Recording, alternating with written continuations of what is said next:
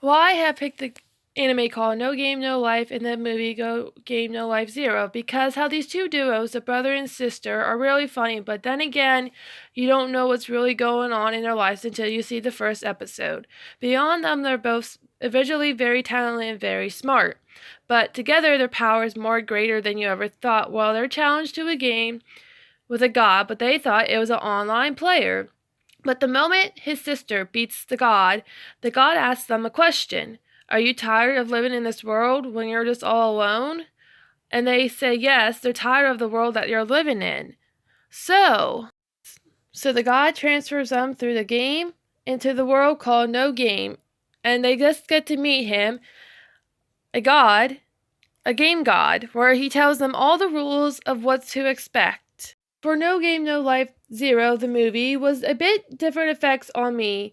Why should I say that? Well, let me tell you. When I was watching this, it drew me in more than I thought it would for compared to the anime.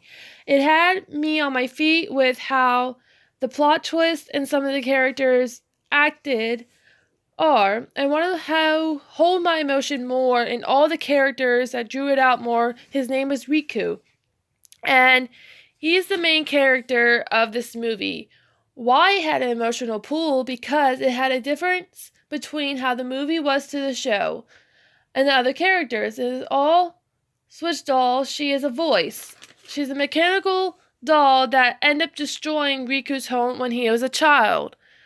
But in the end, that you will kind of see in this, he ends up falling in love with her and she ends up falling in love with him.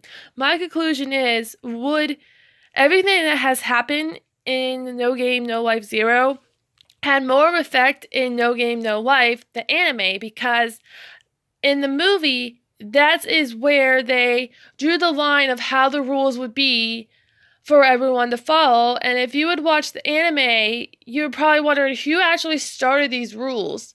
And it kind of showed me, I'm like, oh, okay, these are the people that really actually showed us. They were the ones who made the rules up with no begging, no stealing, no killing, no thieves. You can even beg barter on your life. But in the end of this, it ended up having me crying to see how strong their emotions can be tied towards each other. Riku, Dola, and the